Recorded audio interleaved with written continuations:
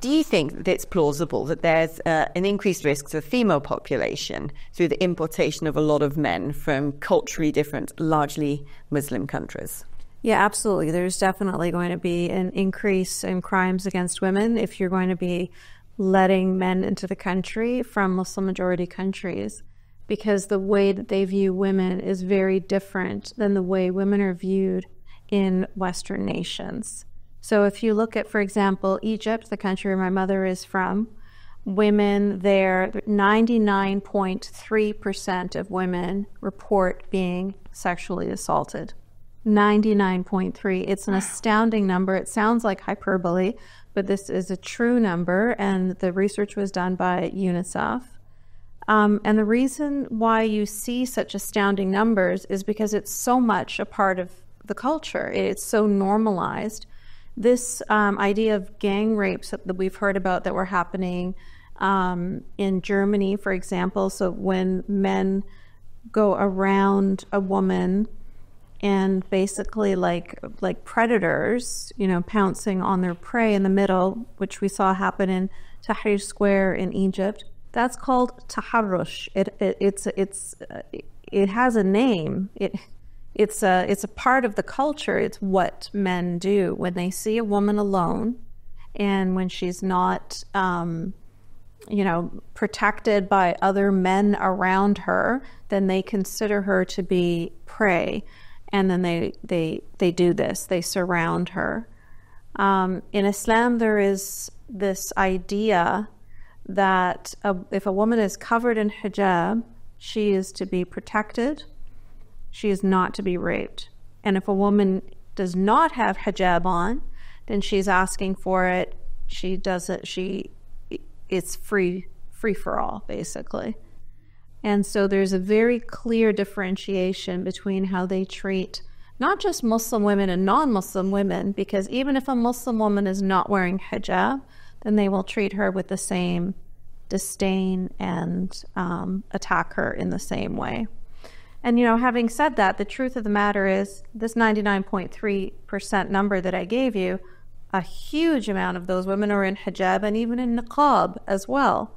Because at the end of the day, when you raise your boys to think of girls as lesser than and to see them as things to be used, then that's what they're going to do. They're going to, whether the woman is in hijab, whether she is not in hijab, whether she's in niqab, they treat women in that way. They think that women are there for them to use as they please.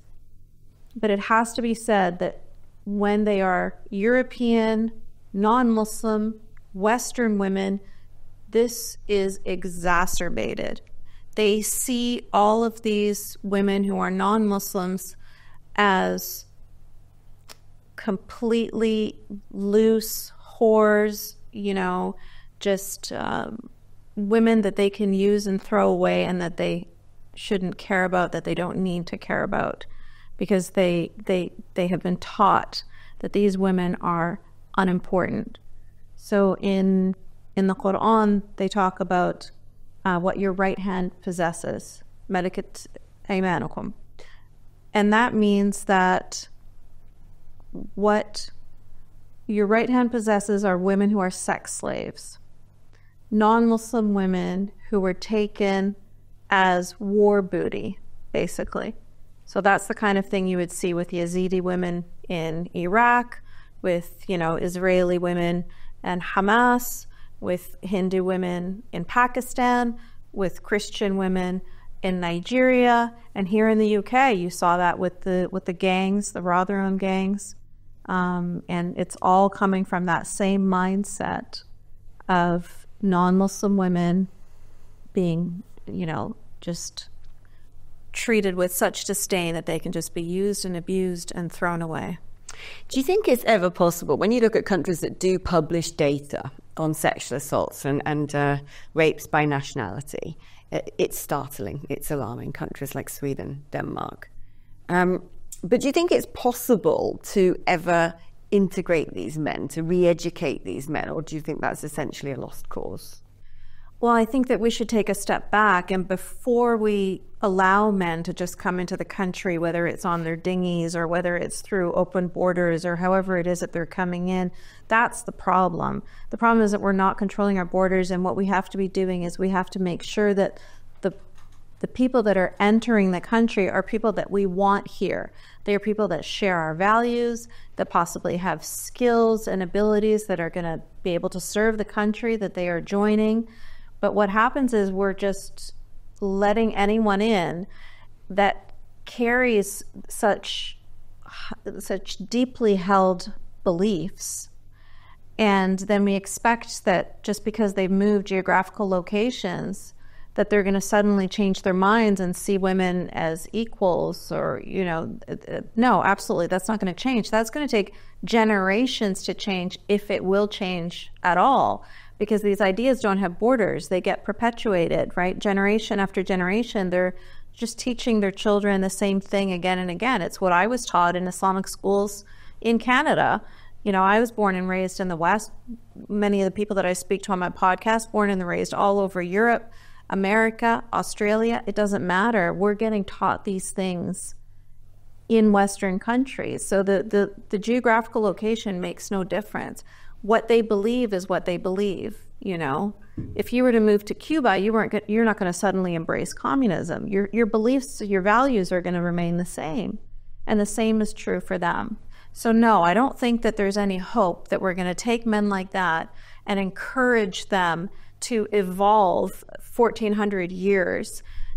No, I don't think that's the case at all. I think we should be making sure that only the people that align with our values should be welcome into our countries. What on earth do we do about communities that are already here? There are parts of the UK that have very predominant Muslim populations, and they tend to often be ghettoized, and they tend to often be cut off from the outside world.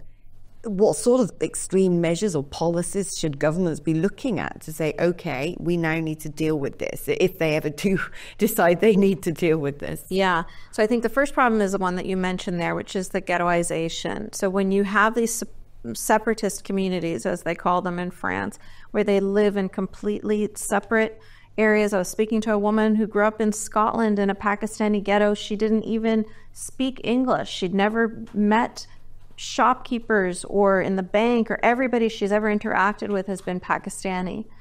And it's pretty shocking how separate these communities can be from the countries around them. And I was speaking to a Somali man in Australia, and he was telling me the exact same thing. An Afghan girl in Sweden, and she was telling me the exact same thing. You live in such a separate bubble that you are unaware almost of the country around you. And that was my experience as well in Canada. I lived in the exact same way. So first of all, the problem is that ghettoization, that we have to break apart. So when you start bringing migrants in, bringing refugees in, what they do is they tend to put them in the same area with other people with the same cultural or religious background, because they feel like that's going to help them to assimilate better. I disagree with that. I don't think that that's going to help them to assimilate at all. I think that's going to be the opposite of helping them to assimilate.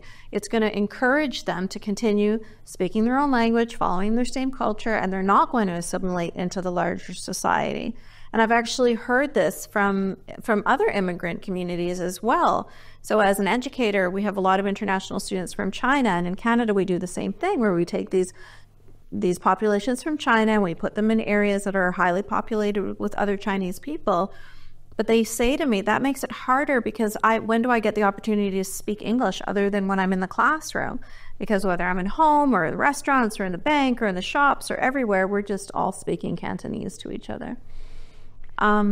So I think that's the first problem. And then the second problem is that we do not apply the law to everybody the same. We treat people differently based on their ethnicity or based on their religion. So if man A has perpetrated a crime and he happens to, have the last name Smith or Jones, and he's got blonde hair and blue eyes, and man B has the same crime, but maybe he's got darker skin and his name is Ahmed or Ali, then they're going to be treated differently. People are going to be afraid of the term Islamophobia, bigotry, racism, whatever. And so they're going to be treating that second man differently. And that is what empowers them. So in my book, I talk about how that happened to me as a child when I went to my government and I told child services about what was happening to me in my home. And I was treated differently than another Canadian girl would have been treated. If a regular Canadian girl whose family came, generations ago from Scotland or Ireland said to them, I am being beaten, I am being hung and whipped, then that girl would have been taken out of that home. But because it was me, because my family is Muslim, because my family is from Egypt, they said, well, that's your culture, right? And we see the same things with female genital mutilation, a big problem here in the UK and in America and Canada and everywhere else. If a blonde-haired, blue-eyed father took a razor to his daughter's clitoris, that man would be either in prison or in a psych ward. But when a Somali father does it, or when an Egyptian mother does it, then it's like, well, we'll give them a pamphlet and we'll educate them. You see, and that just empowers them. That just encourages them to continue doing what they're doing because they know that there's no red line, that they can do whatever they want to do. And to be perfectly honest with you, you might have read this in Ayaan Hirsi Ali's book, Infidel, where she talks about how the Somali community were taking advantage of the social services that were being offered. And the same thing was happening with my community in Canada. And my mom would straight up say, like, what are they going to do? If they say anything, I'll just tell them they're being racist. They know what they're doing, and they're using whatever loopholes that they can use to control and manipulate and get as much as they can get out of these societies that are welcoming them in. Why are governments so afraid of tackling this? Why are they so afraid of Islamophobia? I mean, it's ironic, isn't it? They talk about Islamophobia and they seem to be the ones who are the most phobic of Islam. But why is it, do you think, gotten to the stage now that this is such a serious issue, the safety and integrity of women in a country, that should be paramount to any government's concern, protecting the most vulnerable in their own society? But women and girls are being thrown under the bus because they're more afraid of offending Islam? Or why do you think that is? I've grappled with this question a lot. Why is it? Why is it that people are so focused on protecting the Pakistani men, for example, from perceived Islamophobia or bigotry instead of thinking about all of the girls that were victims of these men? Why were there politicians and journalists and law enforcement people risking their careers and risking their reputations to speak out in defense of these little girls? Why was this happening? And at the end of the day, I think it always comes down to money. Somebody has to be benefiting from this. I don't have the answer yet as to who is benefiting what, but somebody is benefiting. And I don't know who it is, because it's certainly not the citizens of this country. It's certainly not the women. It's certainly not the girls. The migrants that are just coming in and being put in hotels and I can't see the immediate benefit for them either. Where's the benefit? Who's making money, or why would a government choose to continue to allow this to happen? I mean, Douglas Murray wrote his book in 2016, The Strange Death of Europe, and you read it now and it's like a prophecy. Everything he said has come true. And we saw it coming. We saw it coming a mile away. And so many of us have been talking about it for so long, and we are the ones that are demonized for even speaking out about it. But I don't know what the answer is. I don't understand what it is that is so important that they're willing to sacrifice their daughters. An argument could be made of why there's a sort of tiptoeing around some of these issues in a sense of governments may be worried about reprisals against the Muslim community. Is that something that you think is a viable reason to say cover up certain things or to not publish certain crime statistics because, hey, there's going to be a load of moderate Muslims out there whose life's going to be made more difficult? I don't know about that. I think it might be more realistic that they're afraid of how Muslims are going to react You know, like in France, for example, when they said that women can no longer cover their faces, they had riots going on for weeks, police cars being burned.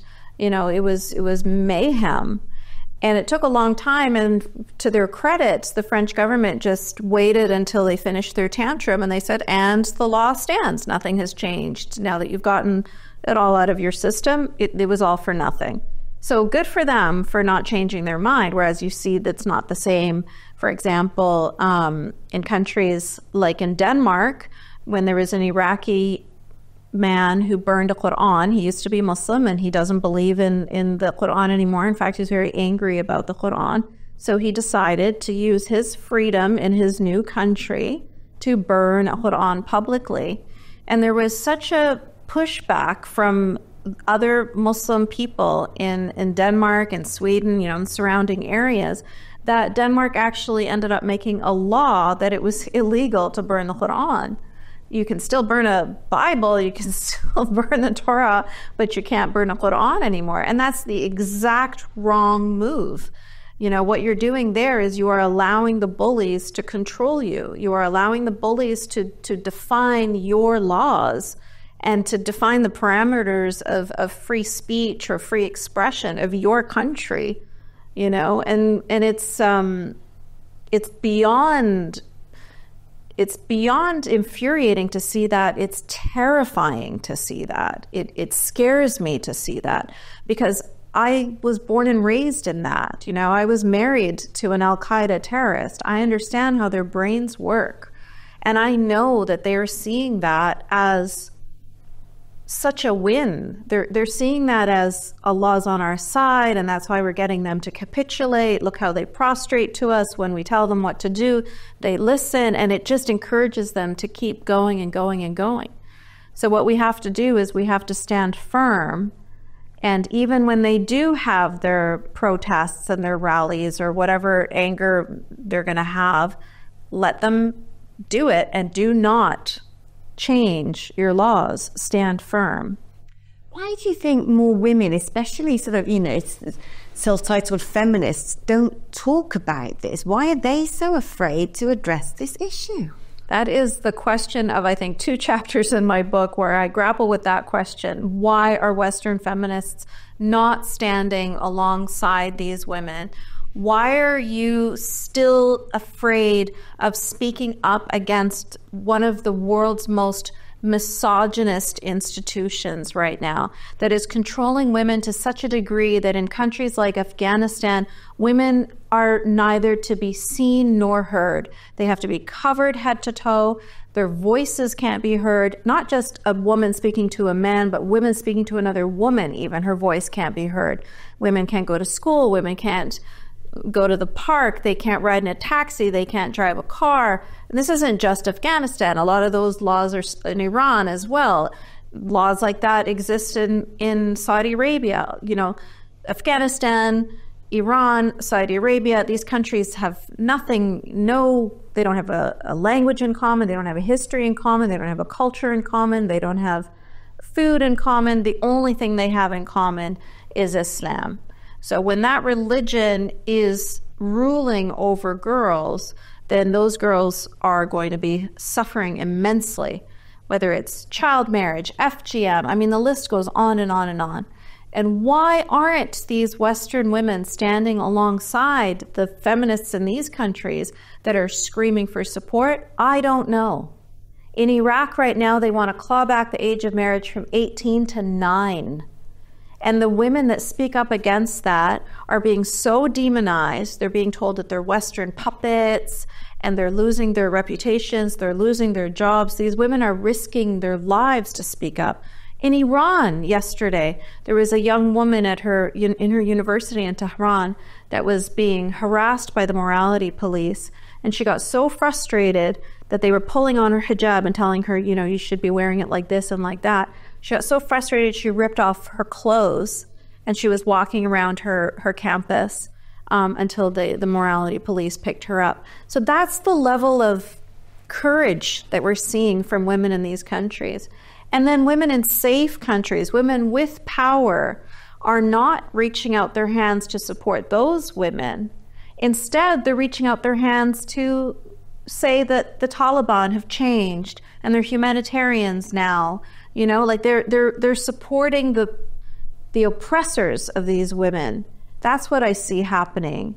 And I don't understand why, you know, there should be no moral ambiguity when you see the women of Iran screaming for the woman life freedom movement and ripping off their hijabs and burning them in the streets. There's no moral ambiguity there. It should have been so easy to support those women immediately.